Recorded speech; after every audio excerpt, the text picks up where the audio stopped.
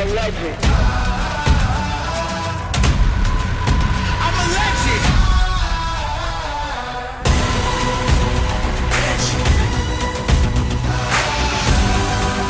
I'm a legend.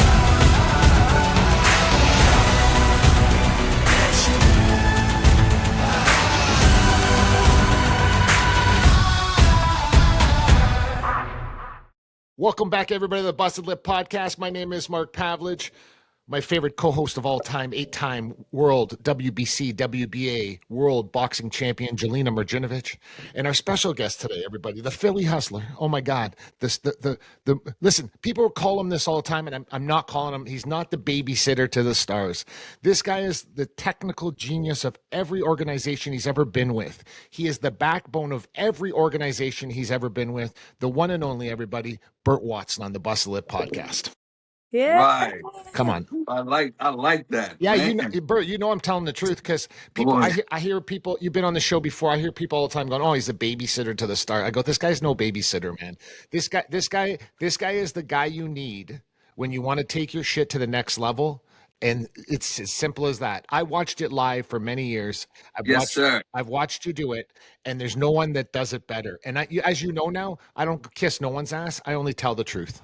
I do know that. Yes. I don't think it's a babysitter. It's like you just wear all the hats. So it's like, people hold on to that because Joe Rogan gave it to me. I understand. And because he put it out there. So they hold on to it, but I kind of like what you said a little better, but we'll move on and let it roll. Yeah.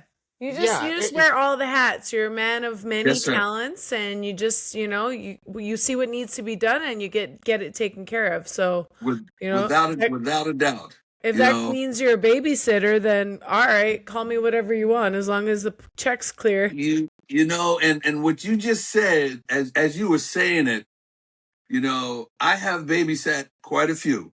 Okay, over my time in the industry, going back from boxing, on through transitioning into MMA. I have, man, I can't remember the guys that I've sat down with and had to pat them on their back and kind of hold their head in my arms, But do you think that's babysitting, or do you think that's just showing compassion for the fighter? You know what I'm saying? Because I've seen you do it many times. I think you've invented, as you had your job, that you invented other pockets of your job where you went like, okay, well, I'm doing this, and this, but now, oh, there's a hole there, so I better fill that hole, but no one else is going to fill it, so I'm going to be the filler. 100%. And I'd always feel and have always felt that anyone around me, I first wanted them to get a comfort level with me. And when they reached that comfort level with me, then there was a comfort level with the things that I said, with the things that I asked of them, and a comfort level in the relationship. And, athletes and entertainers are spectacular people. Okay. And honestly, the process of preparation and getting ready to perform, I keep all those things in my mind. I keep all those things in my head. And the intricacies of those things, they have their own idiosyncrasies. One guy likes a left sock on and another don't want a left sock on. I know a young lady that would have to come in the room and turn around 3 times. So it is what it is. But all those things, yeah, people are not at ease to express those things with everybody if they didn't have a comfort level with you. And I realized that early on in my career.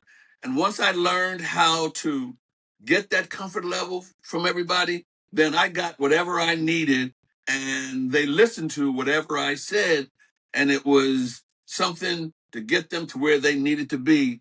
Fight night, main event, lights, action, let's roll, baby.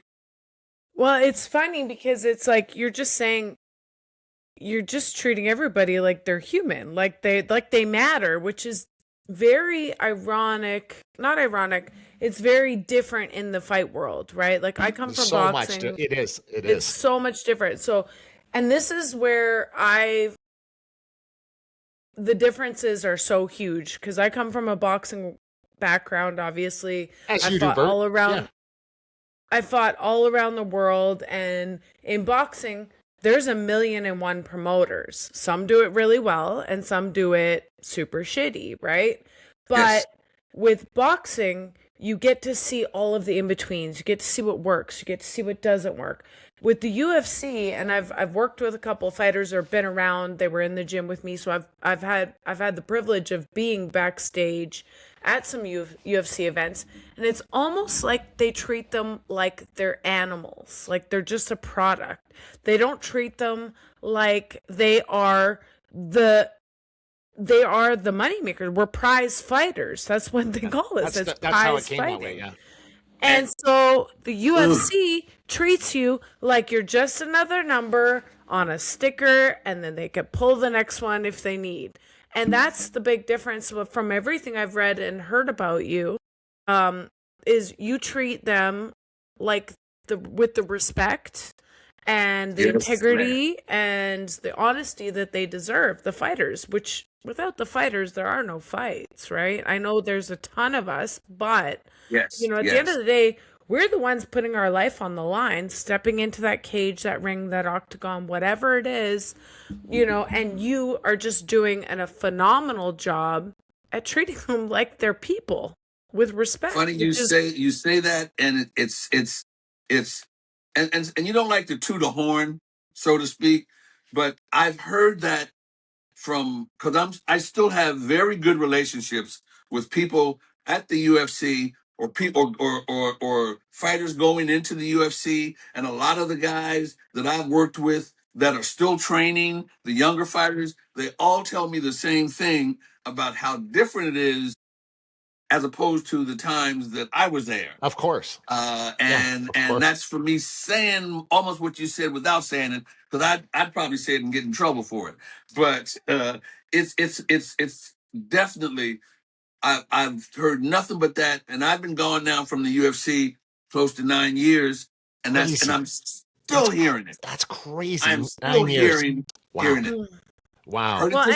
Heard it this past weekend. Yeah. I knew this was going to happen because Jelena, there must have at one time or another, Bert, you must have heard her name around because she is the 8-time world boxing champion. Yes. In the WBC and WBA. And the crazy part is when I had you on the phone, Jelena's a researcher, right? So when she researches, and so am I, but she researches, and she said, you know what? Bert's the Philly hustle. He is the definition of the Philly hustle, and we mean hustle in the most respectful way possible. I understand. Because I know some people, they think it's wrong, right? But when you're a hustler, that's fantastic in our industry. Meaning, like, you're a worker, and you've had that from day one. And Jelena said that to me this morning. She says he's the Philly hustle, man. He just has that Philly hustle in him that is missing now in certain places of the world. And it's so blatantly obvious. After 9 years, it is so blatantly obvious that it's missing, that you go, how can we not fix this problem? You know why you can't fix the problem? There's only one Burt Watson. I'm sorry. Well, I'm sorry. I'm sorry. To there's only one. replace Burt, Yeah. they probably have to have 3 or 4 people to do the one job that he did.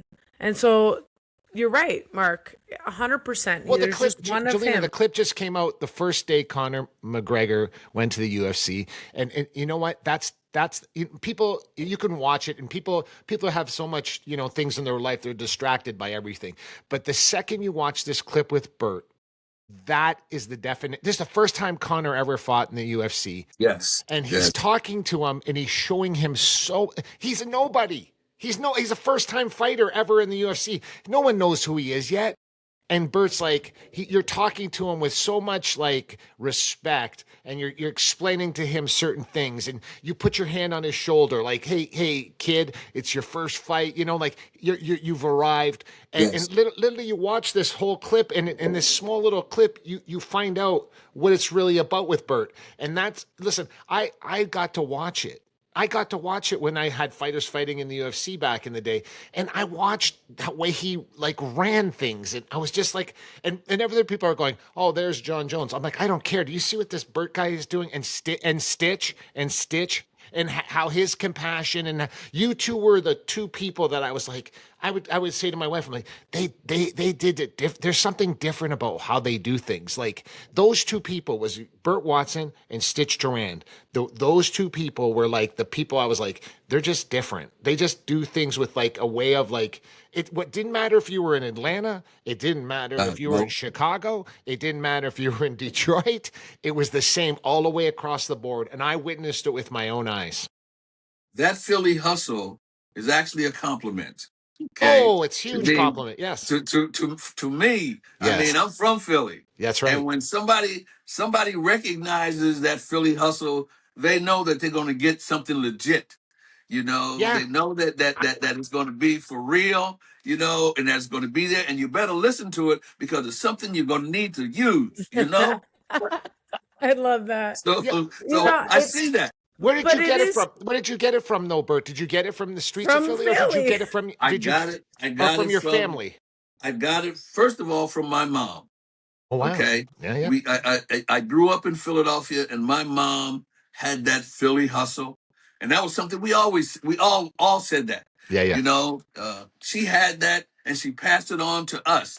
She taught us how to treat people without disrespecting them, and getting what you want to get out of them without downgrading or making them feel unwanted, you know. And she said the worst thing you can do on a job is get a job and them not want you to come back. That always stuck in my head. You know, they always wanted them to bring you back. And in the world that I chose to go into, you know, as a coordinator, I always wanted that next job, or wanted them to call me back. And so it started with her. And as I went on, and when I went into the Marine Corps, you know, and I ran into drill instructors and saw, you know, It I was was normal. prepped, but actually, But that was just normal. left my mom. Yeah, that was So, normal, probably, right? When those yeah, it was, you know, it was like, yeah, okay, bring it, you know. Yeah. And it was really because that was already ingrained. Making my bed up. My mom taught us how to make a bed up before you got out of it. That may sound a little crazy, but you know what? When you got out of bed, you pulled that up, that bed was made. You went in the Marine Corps and they taught you how to flip a coin on it, you know? So, and that transitioned on. And then when I met Joe Frazier and I started working with Joe, that brought me back into Philly, into the Philly hustle, you know, because at the time Joe had 6 of his relatives fighting at the same time, boxing all at the same time. Marvis, Yeah. Hector Jr., Oh, that's Rodney, right. Yeah. Adam, you know, Anthony. He had 6 of them, and not his daughter, but 6 of his relatives, Tyrone Mitchell Fraser, all fighting at the same time. And then also in the gym was Meldred Taylor, Oh, wow. Smoking Burt Cooper, Yeah. you know, Wow. Biggs, you know, they were all in and out of that gym, you know, and then he had Gypsy Joe Harris as a trainer, you know, so that was ingrained in me. It never left me. And when you left Philadelphia, you took that Philly hustle with you. But during the course of all that, I also learned how to work with people. And I'll tell you a quick story. And I don't like to mention names, you know, but I worked with a promoter at the time, the biggest promoter in boxing. And if just put your mind to work with all the hair, I'm not gonna mention no names. Way back in the day, okay. Yeah. And so back then, fighters were getting $30 a round. Okay, so for a 4-round fight, $30 a round. That's how much he got. Then he got an increase to $50 a round for a 4-round fight. So this young fighter had a 4-round fight, which he got $200. But then fighters had to go get their medicals. They had to pay for their own medicals. Oh yeah. So at the time, you know, the eye test and the EKG and the blood and all that stuff came to about $100.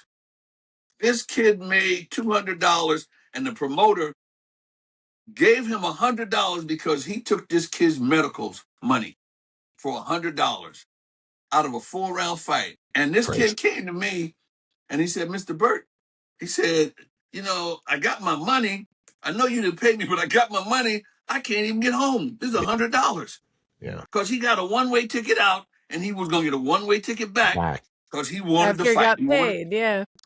and he wanted that opportunity. So I had to give that. So between myself and some of the others, because I went around with my hat off, you know, collecting. I did that little Philly hustle, Yeah. you know, collecting. And Gotta get home.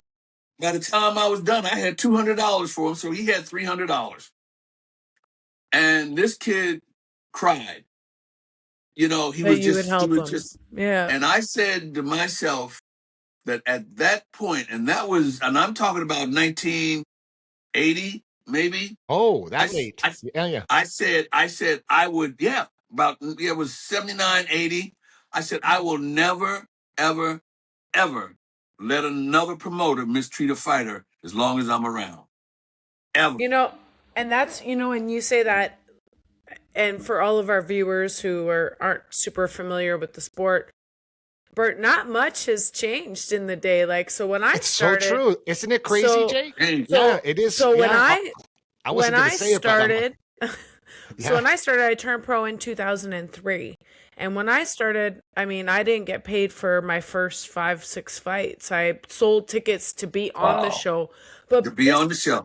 But this was back in the day when women's boxing, like, it peaked and then it dipped and it wasn't accepted. So I was like, fuck it, put me on the show. I'm going to show you what I can do.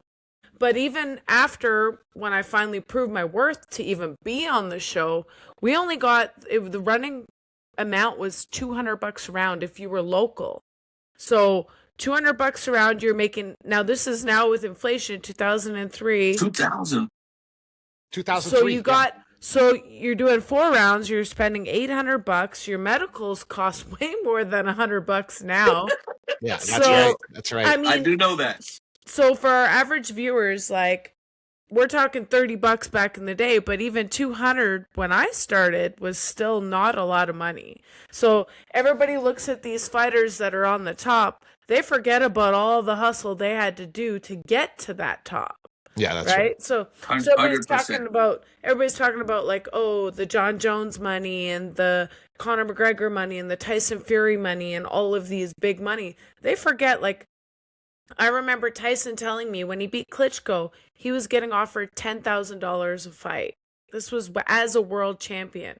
So these people, all of our average viewers, they don't understand the hustle that comes with it. And so for you to be able to look at a guy with their first pro fight and he only made $100 for his fight and you helping him out, that goes further than, I mean, you know, but for our viewers, like, that they goes don't know. further You're than right, Jay. anybody. Yeah. They don't understand, like, 100%. your kindness, reaching out and helping out is the make or break a kid might need in a fight, That's or wanting crazy. to come back and do Do you know it. why- 'Cause you know it why is a people now grind pay and atten- a hustle. Do you know why you hear about it, Bert, though? That's the crazy part. It doesn't make any sense until you still hear about it 9 years later.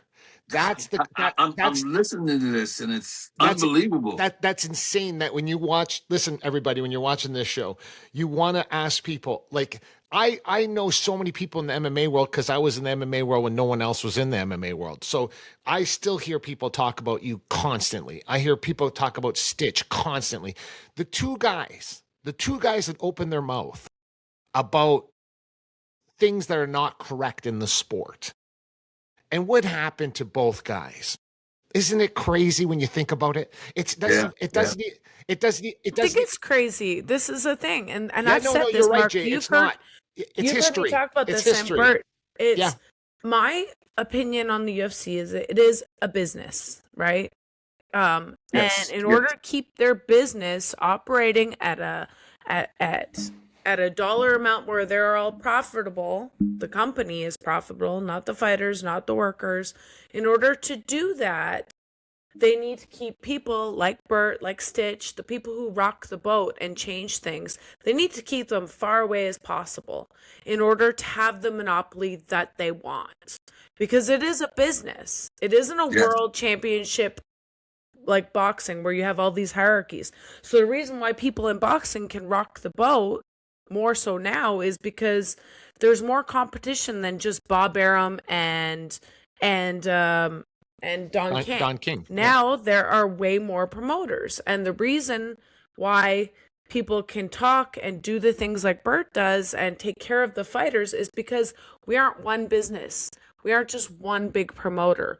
We have multiple promoters. We have Taikin in Japan. We have Queensberry. We have Matchroom. Now we have Turkey El Sheikh. We have all of these promoters that now you have options. You have options to be able to go and be like, I don't want to sign. We have to say Eddie Hearn too, just in case, because he'll be touchy. Well, he's Matchroom. I said Matchroom.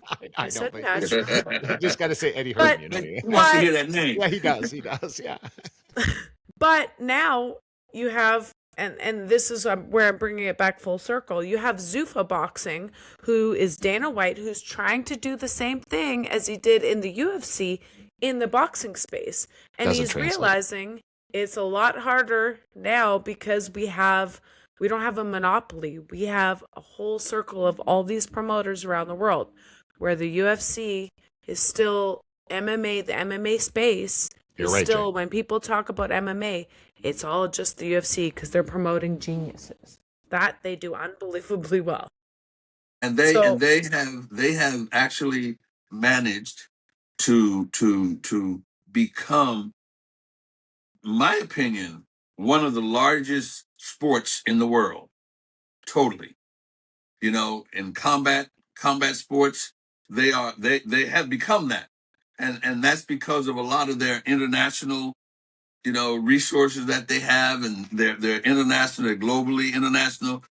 I know I heard Dana White say the other day about the fight that just happened, that there was 80 million views. That 80 million is probably 160 million, because the views are counted by clicks and how many people viewed. Now, yes, in a household, how many people do they have in that household watching that fight? That's right. If there's 8 people at or parties, or 10 people. Jesus. I mean that number has to be astronomical, because 100%. especially if they put it out in a watch party on the lawn like they're doing the World Cup now. Correct. You know, they might get 4,000 people, you know, but that's considered one click. But sure, we had 15, 20 people at a birthday party, and we clicked on the fight. So you're absolutely correct on that. That's unbelievable. But they're so used to being in, and the one thing that I noticed is that coming from boxing to MMA, and it's still the same. Don King, Bob Arum, Butch Lewis, Cedric Kushner, you know, all of the old OGs. Yeah. You know what? They ran the sport, and the commission kind of listened to them. That's 100% as long as they brought that product there. That's right. As long as they got that date there. Yeah. And, you know, that has not changed. No. It's still the same with the UFC, you know, and I noticed it from, you know, my first UFC was UFC 30. That was the first one. That was the first one that I did. Yeah. And I did every one of them from 30 up to 186. And that's insane. That's insane. Also, I would like people to understand that is like every week, week in, week out, you hustling to every different city, doing your thing, traveling everywhere. Just so our viewers understand, like, that is a hustle. Like, but you have to understand, this is the definition of hustle. You know why, Jay? This is something you don't know. Burt hates flying. Afraid to death. And he like pacing in the airport. I asked him one time, he doesn't remember this. It was 100 years ago. And he was in the airport, and I said, Burt, what are you doing? He's pacing up and down, pacing. Come on, and he goes, I hate flying. I hate it. But he gets on the plane and he does it, man. But I also, and the hardest thing that I have, when I kind of communicate and negotiate a fight, I have to have a specific seat on the plane. And usually my seat costs more than the money they want to give me. So I gotta be in first. The wing? Do you sit I gotta on the be wing? in first class, seat number 2. 2A by a window, so I can shut the shade. I can't sit next to somebody on a plane with a shade open because I'm like this the whole flight. Because you're looking So out the window. I get that seat, close the shade, and I go to sleep. I pop whatever. I'm gonna tell you what I pop, but I pop to go to sleep. Yeah. And you know, and I do that. But I have noticed, and honestly, as I transitioned through to MMA from boxing and all those other, there was never a change. So my wanting to take care of and meaning to take care of the fighters, it increased. When Dana White hired me, when I got hired by Dana, he was trying to explain to me what the UFC was because I really didn't know. I was a boxing guy. And when he started talking about martial arts, I knew Bruce Lee and Bruce Leroy. Okay? That's as much as I knew. Yeah. So I said to him, you know what? I tell you what, you pay me and respect me, you got me.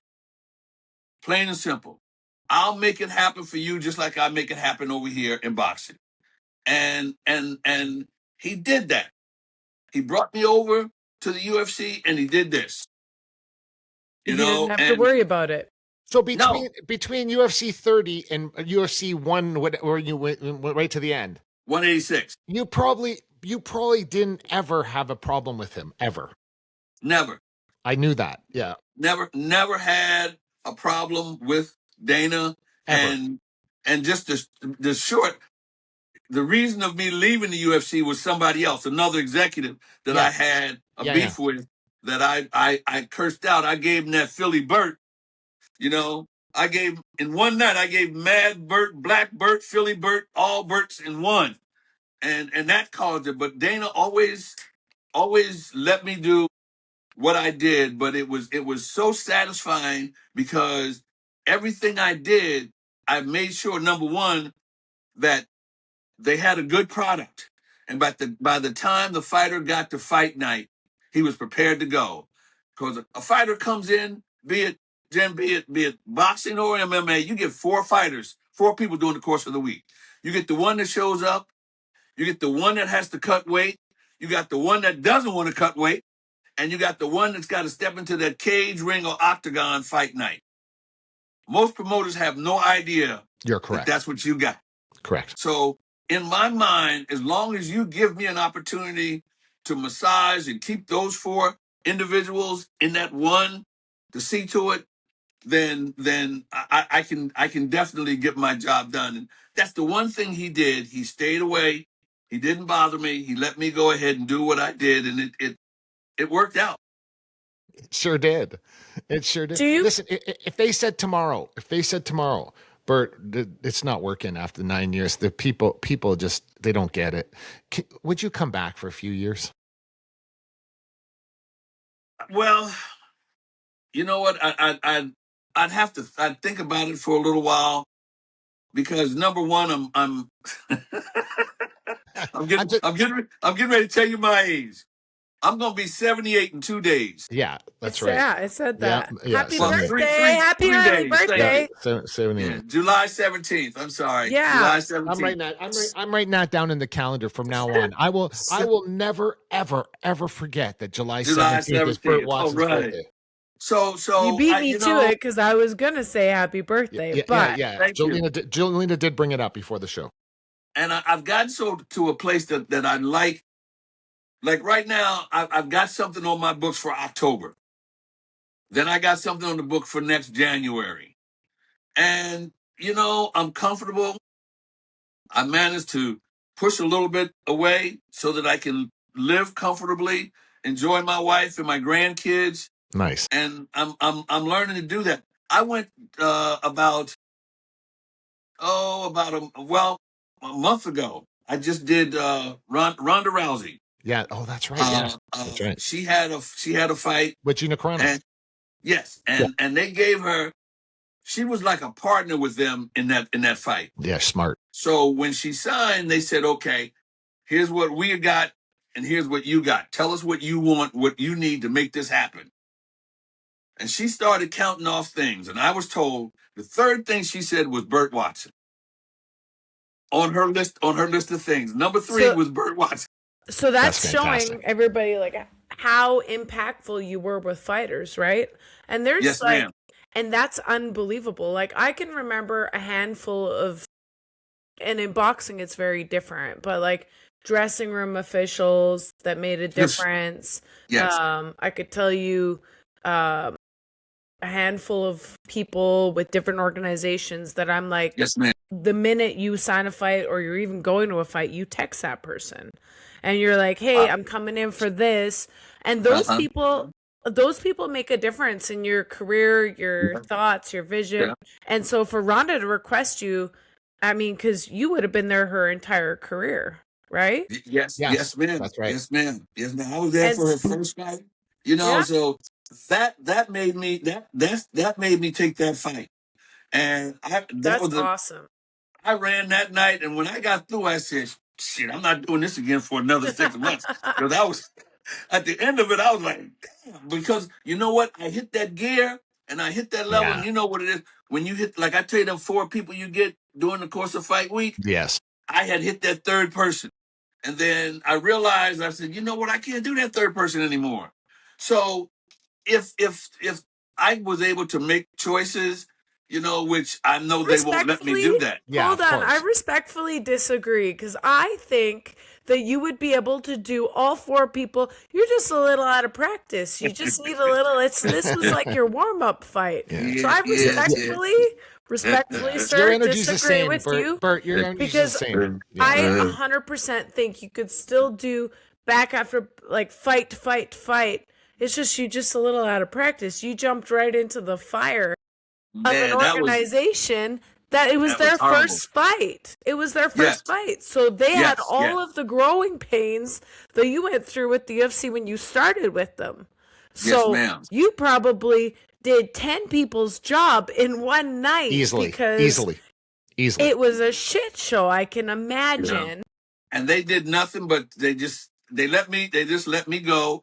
And I did my thing, and I did my wee rolling and all that other good stuff, and saw a lot of the old trainers and a lot of the same people that were. And I heard what you said earlier about how bad things have become or gotten from them, and things haven't gotten bad because they have elevated. I mean, the platform that boxers and people in combat sports have today, I am so proud of that and so thankful that they have that platform, because the platform here in Philly, if you got to the Blue Horizon, you made it. That's right. Okay. That's right. But the rest of it was in somebody's gym around the corner behind the garage. That's right. So the platform that the athlete has today, a lot of them are younger, don't realize how They don't realize outstanding the that is. hustle. Yeah. They don't But realize I'm the telling hustle you, that we had to do.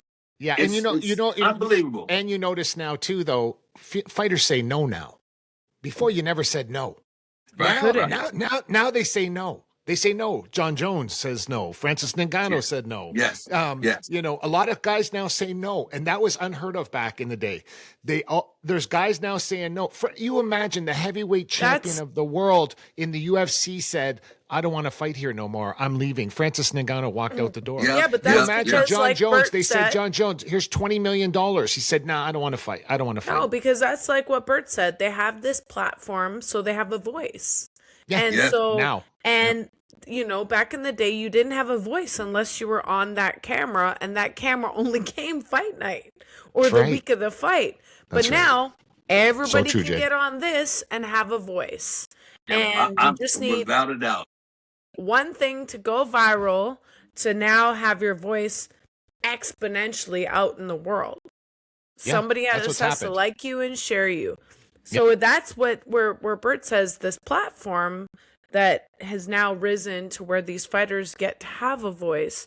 I 100% agree. And Like- I'm happy to see that, Of course. because it not only puts them on a level, but it exposes them to sponsorships. It exposes them to other promotions. It exposes them to other countries, because now you got Saudi Arabia, you got Abu Dhabi, you got other countries that are doing things, but they see the product, and you know what? They're not always going to a promoter or going to a man.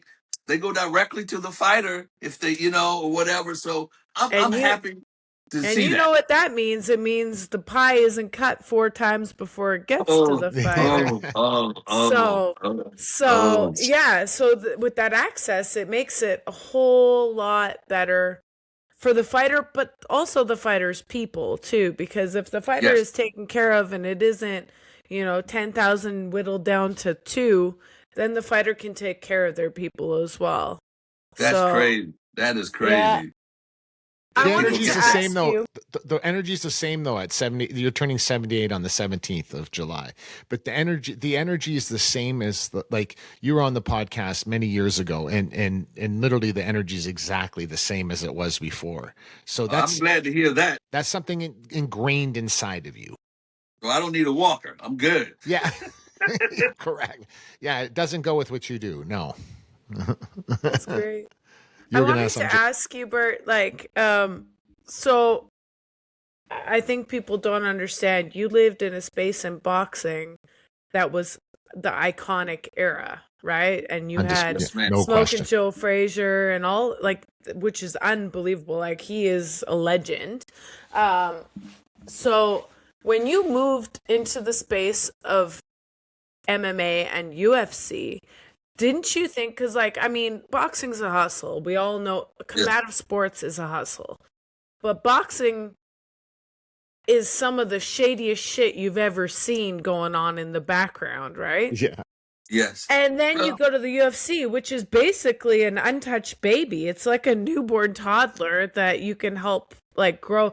Did you find that you brought a lot of your knowledge from boxing into that MMA space to help them grow? Like, I know I saw the gloves, where you brought where you put the red and the blue tape on the gloves. You did Things your like homework. that. Things like that. Like, did you find that it was, how do I put this nicely, not to insult MMA people, but Go ahead. Yeah. but It doesn't matter, basically, Jay. You know that.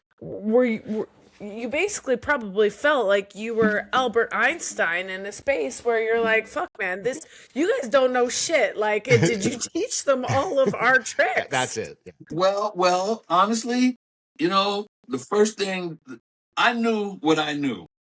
And I knew that what I knew was something that I kind of created because I was allowed to do that even in boxing. But then when I got into MMA, like I said, I didn't really know. I wanted to sit back and see how it worked, to see the operational, because I went from 10, 12-ounce gloves to 4-ounce gloves with fingers sticking out. Yeah. And that was strange to me. And the first time I saw an MMA event where a guy first of all, there was no real jab. No. They were doing this to get their hands around you to take you to the ground. Yeah. But I came from boxing where the boom, boom, you know what I'm saying? So You I came saw from that. the best boxing, by the way. You Sorry. did. No. Yeah, we're diminishing this. That era was I like. think people it's don't almost, get it. If you First actually of all, think, Mark, yeah, hold you were on. sitting. First of all, he's from Philly. Okay, there's some of the Yeah. best boxers come out of Philly. Period. Yeah. Period.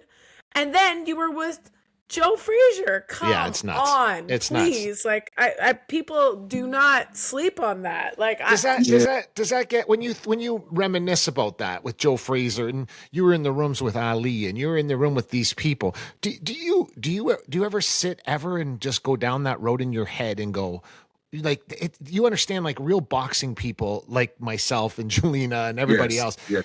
Like I'm in your head right now, and I'm like, oh my God, like Joe Frazier and these people, it's something different. You know what I mean? They're now, people are buying their T-shirts now for $300, $400, $500. You know what I mean? That have Joe Frazier on it. Like, it's crazy because they were just different, and the way Joe carried himself was so much different than boxers carry themselves now. You know what I mean? It was almost like this, from a guy that came from the hood, carried himself with such elegance that you say to yourself, how is that even possible? That's not even possible to do that.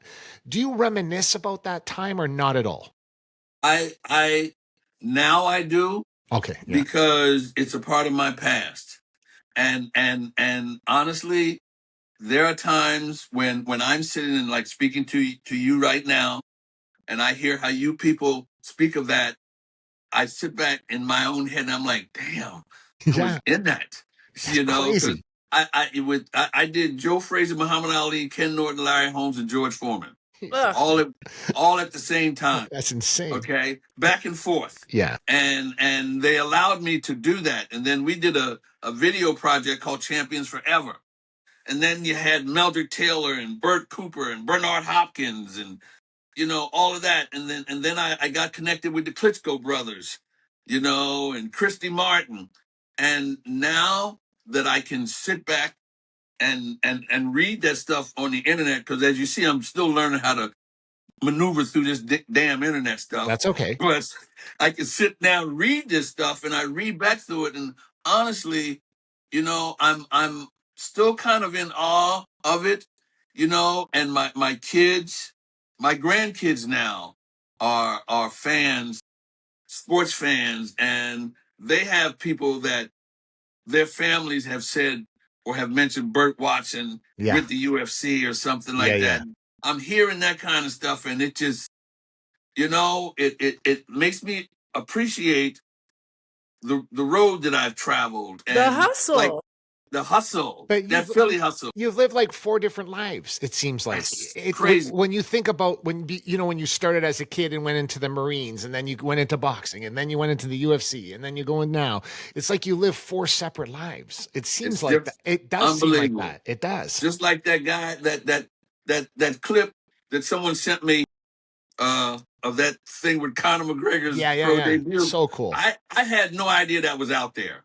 Yeah. Somebody sent that to me, and I looked at it, and I keep records, not records, but the one record that I keep right now is that I've worked 405 fights Insane. throughout my career. I've walked 8,365 fighters from the dressing room to the ring, the cage, the octagon, and the... Say that again. I've worked 405 fights. Right. Yes. I've walked 8,365 fighters from the dressing room to the ring, to the octagon, to the cage, to the dojo, that's sumo wrestling, and all in my career. That's crazy. And that's to think. That's crazy. It's insane. Yes. No, we're forgetting. Well, no. You're forgetting about Joe Frazier. boxing. You're forgetting. That includes boxing. That includes my boxing everything. career and the That's Klitschko right. brothers. That's right. And So it's more. I did 5 It's not of Mike just Tyson. UFC. I did 5 Mike Tyson's fights. I did Tyson's last 5 fights. So that includes boxing and UFC. Yeah. That 405, All of it. 8,365. But that's how many times I've walked a fighter, because I always make sure that I walked both fighters, because I didn't want one fighter feel that I gave more to the other fighter, not enough to him. Because fighters are kind of like that. Yeah, when they I are. went You're around lucky and you I'm had- yelling in the You're dressing lucky you 100%. haven't. Hey, Bert, you're lucky you haven't walked me, because I would have just kept you right beside me. when I yell, we rolling, I didn't want to just do that for one guy. So I always made sure that, because I always went in as an event coordinator and I set up the dressing rooms. And I always made sure that the dressing rooms were set up to allow me to be able to do that for everybody to hear me. That's And awesome. if they couldn't, I did something to make sure that they could hear me. So that no one was away from me that could say they didn't get that energy, they didn't get that part of it. So, and when I walked the fighter, I made sure the blue fighter came out first and then the red fighter. So when I walked both of them. I'd stop the blue, I'd get in his face, I'd talk to him, I'd go back to the red. Same thing. Back and forth. And you could hear it from one end of the arena to the other. So no matter Yes, where sir. you were, I could hear we rolling from Yes, sir. if I'm on the other side of the arena, and then you came and would do it on that side of the arena. And it was Yes, like you could hear it backstage every time. It was crazy. I made Crazy. sure sure of that, but it was, Yeah. you know, and I used to run back and forth into Yeah. the dressing rooms, in and That's out of right. the dressing rooms. And I like I said, I took pride in working with each and then every individual fighter. So I'd run in and out of the dressing room, in and out. And at the end of the night, my feet were this big, Yeah, of course. you know. Yeah. So I They said did to more of a myself, workout than some of the fighters. man, I said, you know what? There's got to be an easier way. So we went, when I got to the MGM Grand, I walked in the hallway and I was setting up the dressing room and I yelled at a kid because I wanted the label out where the fighters could see them, you know, where they all could see them in the dressing room, where they didn't have to go looking for it. So I yelled at him and everybody else came out of the room. Light bulb went off. I said, you know what? I'm not walking into any more dressing rooms. I'm yelling. Oh, From the And that's hallway. where We Rolling came up. that's right. Yeah, yeah, I yeah. love I'd walk that. in the middle of the hall. I'd tell them, I want blue and I want red at the door. And I went and I yelled, We Rolling! Yeah! And they came walking out of the dressing room, boy. They were pumped up. I love All that. night long. Your night, your fight, get it right. Yeah. Ain't but two, him and you. Oh, I love Went on that. through. It was like watching I a fight love opera that. backstage. Yeah. It was like watching a fight opera. Like, I'm not even joking. It was crazy. Do you I ever saw, feel like yeah. Bert, like you were before your time? Like, you know, nowadays you'd be like, everybody would be focused on that. I mean, not really, because that Well, exuberance came from back in the day, like the yeah, fights yeah, where it was did, all it did. radio, right? Yeah. Like, I just see sometimes how, you know, and like when I worked with Rhonda, they allowed me to do the fight, and I saw and only because I was moving, and then those were MVP guys, new guys that weren't. There was two guys there that knew me and was knew exactly what the deal was going to be. So they did, but everybody else didn't, you know, and some of the fighters you could see that they didn't have that kind of you know format wherever they did before because they were asking. And in my head, I'm saying, you know, if they had that before, they wouldn't have to ask about that. They You would know, they not. didn't. No. You know, and Yeah. I said yeah, to them, I said, you know what? All I need you to do is to get in that dressing room and do whatever it is you do and whatever it is you need to do to get into that cage. I said, I'll get you there. And when that door gets locked, you fight your ass off. Yeah. Plain and simple. But I also know that I had to give them what they needed to get there to do that, you Of know. course. And it you know, I see it a little different, but you know, I expect that because times have changed, things have changed, people have changed. And if I, you know what I think, if I walked into an arena right now, I heard somebody yell, "We rolling," I'd be mad. Oh, if it wasn't you, you mean? Yes. Yes, of If course. I walked in and heard somebody else, "We rolling," Yeah. you'd be pissed. man, I'd be pissed. Yeah. I'd be But pissed. I'd be don't you have pissed. that trademarked? Don't you have that trademark? Yes, yes, I Yes. do. Okay, Yes, I good. do. Yeah, I was gonna say that's like But guys, you know what? Guys would still, you know, yes. try to go off and use it, you know, and Everybody it's tries to do their own swing on it, right? Yeah, it would cross yeah. it would cross my mind for about a second, but I would never say it out loud. No one could ever do it like you. Nobody. Nobody. Well, I appreciate that. I appreciate that. I was actually going to I got an invitation to the fight this weekend to do that. But there was a little bit of flip going on, so you know what? I didn't. I just For the kind of last the fights that just happened. yes, ma'am. Yes, ma'am. Ah, yeah. So I kind of let that go, you know. But it's definitely, you know, it's a different world. But man, I am to see where combat sports has come to this point. I think is amazing.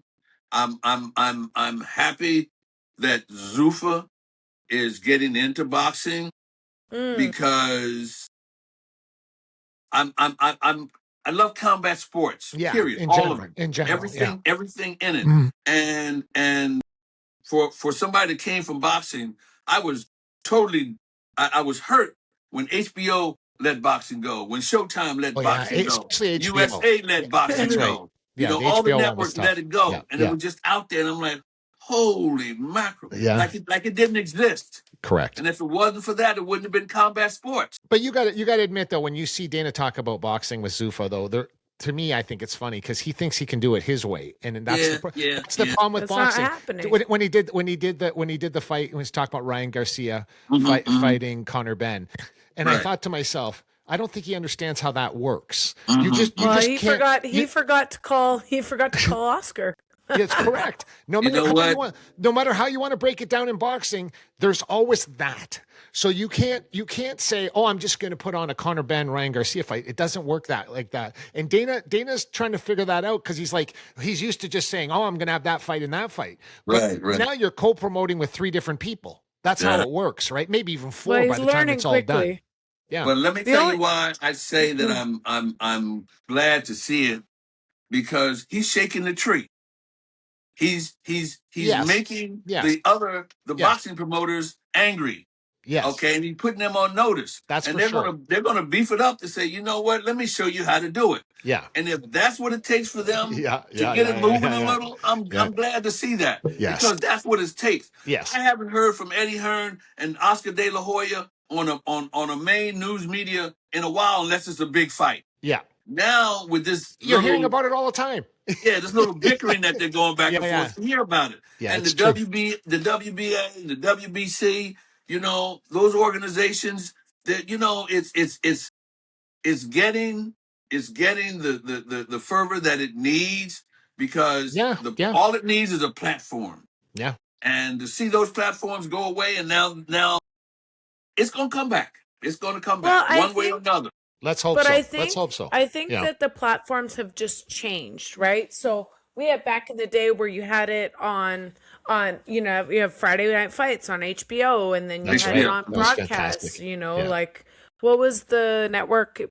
Sorry, Canadian here, but remember I was fighting on, was it NBC? Showtime. No, we had fights. Showtime. They were doing the fights during COVID. It was a Ring of Yeah. whatever it was called. But they tried it. But I think that the platforms for sports in general, not just boxing, but all sports have changed, right? So you have your ESPN apps, you have, DAZN for boxing, that's right, and other sports, but you have all these different platforms now. So I don't think that it's gone away. I think the model's just changed, right? And it is disappointing because, like, who has cable TV anymore? Like, I don't have cable TV. I haven't had it mostly because I travel and whatever. So I'm not going to pay for TV at home when I can just have it on my computer or my app. But, now we have, like I said, DAZN. Almost all of the major promoters are on DAZN for boxing. Right. But now you're getting Netflix involved in boxing, which is crazy? Massive. Yeah, that's crazy. Yeah, massive, and that's MVP Promotions and Tyson Fury and Queensberry and Gold Star Promotions. They opened the doors for the Netflix.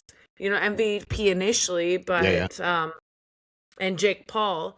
But now we have these platforms that are massive, which kind of replaced TV, the HBOs of boxing. HBO couldn't just keep up, so they decided to ban and ship instead of sink the millions of dollars needed to do the research, to do the buys, to do all of the things with the stuff.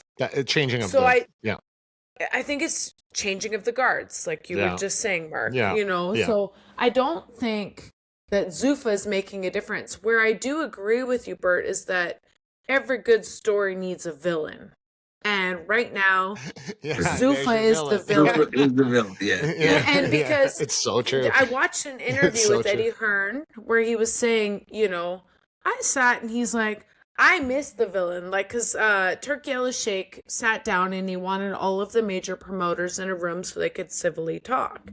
And Eddie Hearn, and I'm probably misquoting him, but he was like, I don't want to sit in the room. He's like, I got my ass kicked every day by all of these other guys to get to where I'm at now. He goes, I'm not sitting down in a room with Dana White. He goes, I got kicked up, beat up, put in the news every day. He goes, and now it's my turn to run shit. Yeah. And he's not wrong. No, he's So, not wrong. But He's where not you're wrong. right, where you're right is that every good story needs a villain, and Dana White and Zuffa Boxing is that villain Correct. right now. Yeah. They're going to try and change the game. It's not going to happen in boxing because, newsflash, this is not the UFC. Yeah. But It's a whole different world. It's a it's whole different world. Yeah. But I do like that these conversations are happening, and Yeah, I yeah. agree with you, Bert. Like, The people are even different. Yeah. When I say the people, I noticed a heck of a difference.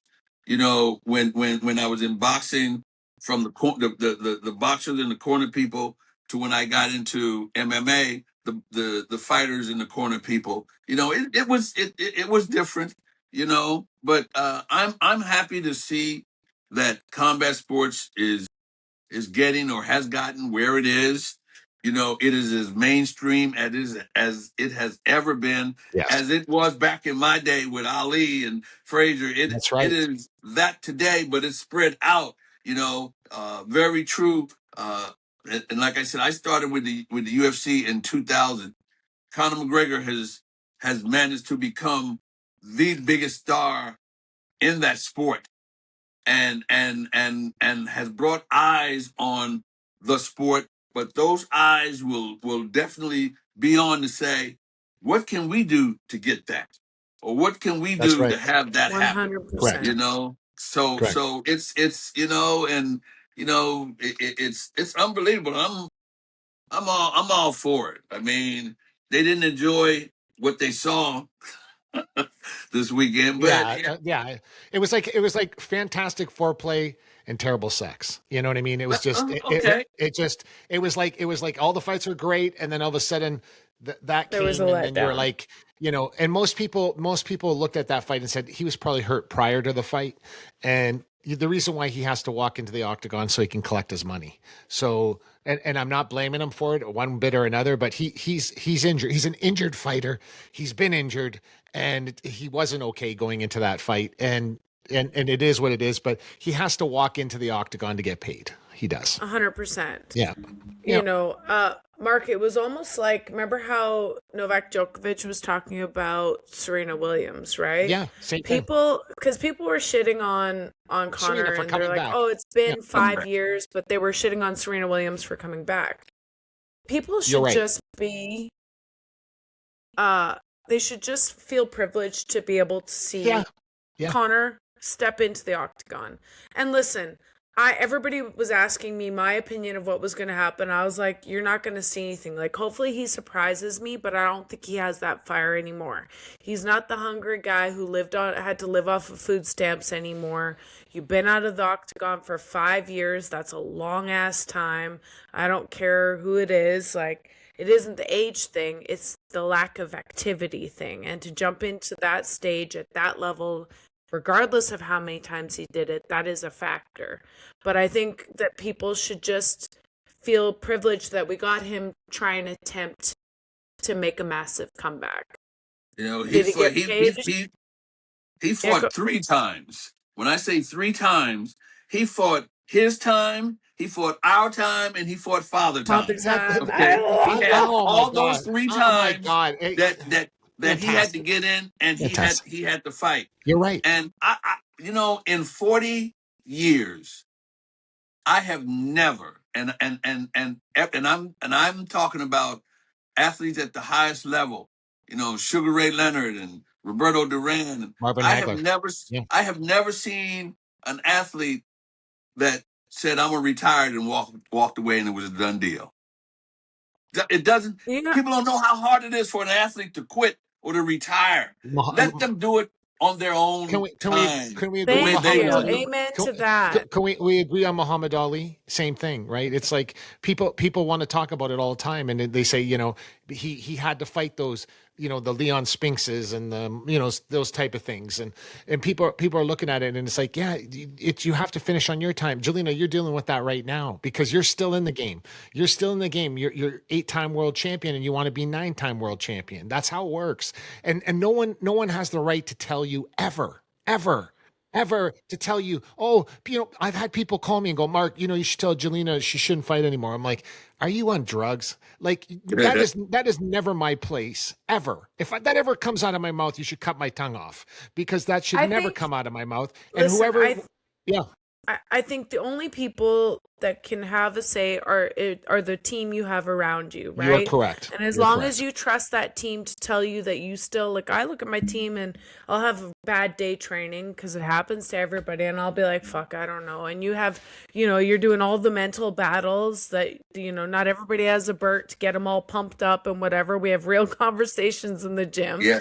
And so, I'll look at my team and be like, fuck, maybe I am too old. And they'll be like, no, you just had a bad day. And I trust the people around me, which was hard to find after Milan passed away, to be able to tell me and shoot to me straight. Like, no, like, I'm training with 20-year-olds, like, and I'm still keeping up and I'm still just as fast.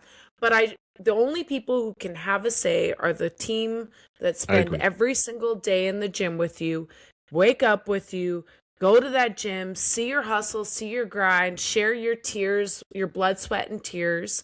And those people can have a conversation. I agree. Anybody else, your mom, dad, boyfriend, girlfriend, neighbor on the street, they don't get a say.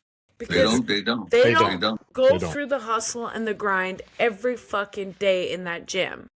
So that means you don't get a say in what I agree. When I can and can't retire, right? If you're in the gym, when you got an older car, and you want to get more mileage out of it, you just put different gas in it and you slow it down, plain and simple, and you make it and you let it run the same route, let it go. When you run that car, when it gets to a certain point, it's gonna tell you that it's time to stop, because it's gonna stop on its own. That's right. Period. Wow. And that's what I know with athletes. I learned a long time ago about, and even myself, I'm asked most of the time how much time I got left, or am I going to retire? And I say, what are you doing, burying me? And that usually, if they care, that shuts them up. Yeah. They don't want to hear that part. Because they don't understand. They've never been so obsessively passionate about something. Let it go. That they don't understand that people that have that obsession passion. It's an obsession. It's not just a passion. When you have that burning inside of you, it's hard to let it go. It just is. And you say, this is what I do. Yes. This is what they do. It's and you're only going to get the best out of them if you leave them alone and not try to push them to what you want to see done. Correct. That's true. Let it go. You turn the television on and you sit back. Jelena, I feel like I could talk to you all day, every day. And I know it. But can you do me a favor, Jelena? Because I want to give you the last word. I got it. I got you. I got you. Burt, I feel like I could talk to you like every day, all day. In fact, I kind of want to get your number so I could call you when I'm having a shitty day. So you can, ma'am. And just like be like, hey, and just like, I love your energy. And I think that's the thing that makes you authentically you and incredible. And I feel like our paths have probably crossed a million times, because all the people you're talking about, I know they're my friends as well. And, wow. I think I think we're kind of in the same situation where you're so in it to win it when you're doing it. You're 100%, 150, 2,000,000% in your job when you do it, that you don't get to reflect on how much cool shit you've actually done. And like, this is something that I because your story isn't finished yet. You're still writing your story as you go. And this is something that I have the same issue with, because like, you look back and you reflect, you're talking to people, telling stories like you just said, and you're like, oh man, yeah, I was there and that was super cool. And I know you've already written a book, but I'm looking forward to the next book and the future chapters, because I think you have a lot of cool shit to tell, and to share your journey is something just I hope that you do that for everybody, because everybody needs to hear your story from the OGs of the OGs to be able to learn, adapt, manipulate, take some tidbits, but also just have a great read. So I encourage you to write another book about your stories, not just in the Yes. UFC, Yes, because ma'am. Yes, ma'am. not everybody cares about that stuff, but your stories coming up. And I encourage you to sit back and reflect a little more, because you've done some really amazing things that I think you forgot.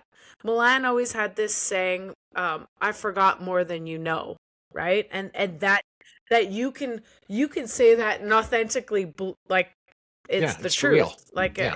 I say when I'm in the gym and people are trying to tell me stuff, I'm like, bro, I forgot more than you know. Like, let me do it my way. I appreciate what you have to tell me, but like, you're stepping out too far. So I hope you take moments in your life when you're telling your grandkids and your kids and the neighbors your stories to really appreciate how cool they are and how iconic you are. And that's hard, being a hustler and being in the moment.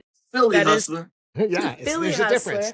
Yeah, That there's a is difference. hard. That is hard to take the time to be like, no, I actually did some really cool stuff. So I hope you take the time to appreciate it, understand it, reflect on it, and share it. So thank Yes, you for ma'am. coming on. Like, I Thank you. don't know how. I feel like our paths have crossed at some point. I don't know how I haven't seen you in real life and given you a big hug, but I hope one day we get to. Absolutely. And it was an absolute pleasure to meeting you and to being on the show. I'm a man over there I've known for quite some time, and we have a history. And everything you said is so true, because everything I've said, you guys kind of brought it out of me, and I'm like, oh, I remembered it. It flowed. But I appreciate it, and thank you so much. And keep up the good work, baby, all night long. Thank you. Thank you. Thanks for being on the show, Burt. We really appreciate it. And like I said, it doesn't have to be this long in between, but it's like every time I see you on social media or on any of your platforms, believe me, everybody, Burt can tell you he's going to be 78 years old, but he's still got a really cool Instagram that you need to go check out. And we'll put that on here so you can check it out. But he is rolling, and he's our guy. And we just absolutely love you, Burt. And we can't thank you enough for being on the show today. Much love. Appreciate it, baby. Thank you. Take care, Burt. Peace. We'll see you. You're gone, but you're here. Just hit the leave button on the bottom corner. Yeah, and just let Okay. it play, And then leave it open for and that, then- so it downloads. But just hit the Yeah. leave button. That's okay. I'm gone. No, No, he's still here, man. It's it's still a awesome. button. I It love- just I it's love like it. a red door. It says Yeah. Watch leave. this. Yeah. Later. Okay. No, it's still there. It's still there, man. I don't know if he froze. Did he freeze? No, he's kind of still there. Well, I don't know. He's amazing. I Yeah. said, all of the energy, like his energy is infectious. Listen, And I said it a long time ago about him when I met him for the first time, 20 years ago. It had to be at least 20 years ago. And literally there was something that he did. It was so different than everybody else I've ever seen. And that thing that's missing in the organizations today is the Burt Watsons of the world, the people that actually gave a shit. You know what I mean? He was a guy that you actually hit the nail. he gave a But you shit. hit the He nail really right on did. the head. He gave a did. shit about He the did. people. He Okay, did. there's the big difference. Not just Yeah. about the bottom line. He gave a shit about the fighters and He the did. people. He did. And that's the part, my dad always told me, you say things, you're like, well, that's common sense. And my dad stopped me at one point in Yes. my life when I was very young, and this was the best lesson I ever learned in my life, was common sense isn't very common. It's not anymore. I've and heard my so wife say when that. I've heard my wife say it many times. It's just not. So when I Yeah. stopped and I reflected on him saying that to me, so what we think is common sense, like what Burt would think would be common sense for all of these things, it's actually not common. So he It's not. is like a Yeah. diamond in the rough, and Yeah. he cares about people. He's 9 years, authentically. Jake. 9 years after, he's still hearing people tell him that. 9 years after him being in the UFC, he was in the UFC between UFC 30 and 186. You know how many years that is? That's crazy. That's a And long time. He ran He every said show. he started Yeah. in what? It was 2000, and he Yeah. was there till Cra- what? 2015. I don't know the year. I just know the I amount of think it was shows, but 15 plus it's years. crazy. Yeah. Crazy. Anyway, I loved him. Thank you for getting him back on, because Yeah. I really enjoyed It's talking different. to him. It's different with you because it's different with you. I knew it'd be different with you because you have this kind of like insight that I don't have. And then you and him have the same insights. So it's fun. It's fun for me to be on the show, watch the show, co-host the show, but watch like arguably, the greatest female boxer in the world, and Burt Watson, who was there at the beginning of the best era by a million miles in boxing, when it was Joe Frazier, Muhammad Ali, Ken Norton, all these guys. It was And like we got into that late, and I wanted to talk more about it, but we were just have him having on for such 3 great hours. Yeah, yeah. conversation. I This know is the that. problem with us is we have, It's I mean, not not. problem, it's a good problem. It's a I great don't mean a problem. problem. Yes, that's I mean right. problem for me personally, because there's so Yes. much more I want to talk about every of course. single time. Yeah. And I see you giving me the eyes like, okay, Jelena, it's enough. Yeah, Stop because talking what I'm saying is I've always thought in the podcast, I don't want it to turn into like a 3-hour, 2-hour thing. I hear you. I want people to But go, you know, hey, Mark, sometimes I'm on a roll. you were on a roll today. And you know what? It breaks my heart to cut it. But you know what it does do? Burt Watson's been on before, but we'll count this as his first time, right? With me and you. Okay. And you know what happens now? You know what happens now? 8 months from now, people are like, oh, what's Burt Watson doing now? And then we have him back hear on you. next year or whatever, and hear you. that's what makes it special. Cause then we've had guests on, the most we've had a guest on 3 times. Most of the time, a lot of the guests have never been repeated on the Busted Lip podcast. And the reason being is I knew Burt would move you. He moved, there's the Chris Barnetts of the world. Mark, we've had some. You can't even Yes. just pick one. All No, of our you guests have can't. told amazing stories, and I Yes. just love hearing Me too. their perspective on things, because it Yes. changes my perspective on a few things. Correct. Right.